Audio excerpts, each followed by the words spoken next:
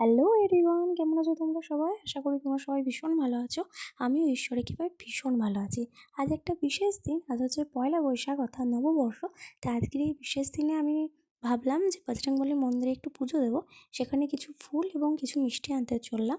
তো চলো তোমরা আমার সাথে চলো এবং আজকের সকালটা আমি কীভাবে কাটাই তোমাদের সাথে আমি শেয়ার করি।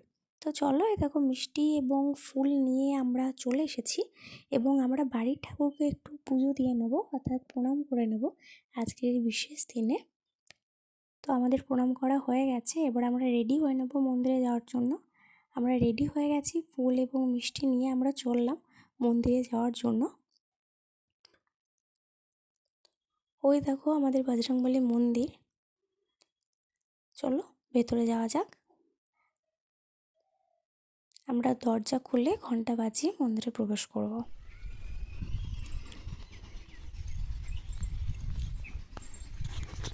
ঘন্টাটা বাজিয়ে নিই। ঠাকুরমশাই আসেননি, তাই দরজা এখনো বন্ধ, অনেকজন পুজো দিয়ে গেছে। ওই দেখো আমাদের বজরংবলী, জয় বজরংবলী। ঠাকুরমশাই যেহেতু আসেননি, সেখানে আমি একটু মন্দির চত্বরে বসেছিলাম। সুন্দর হাওয়া দিচ্ছিল, ঠান্ডা হাওয়া, ভীষণ ভালো লাগছিল, শান্তি লাগছিল, চারপাশটা সুন্দর লাগছে। তো ঠাকুরমশাই চলে এসেছেন, বাবাকে সাজিয়ে নিচ্ছেন, মালাগুলো পরিয়ে দিচ্ছেন। এরপর পুজো আরম্ভ হলো। আজ নববর্ষের মতো এত সুন্দর দিনে বাবার এত সুন্দর রূপ, এত সুন্দর পুজো দেখে সত্যি ভীষণ ভালো লাগছে।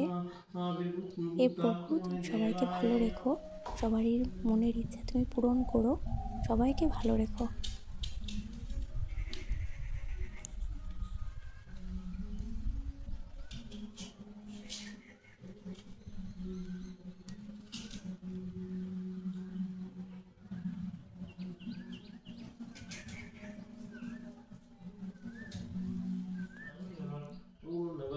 আমার পুজো দেওয়া, পুষ্পাঞ্জলি দেওয়া কমপ্লিট।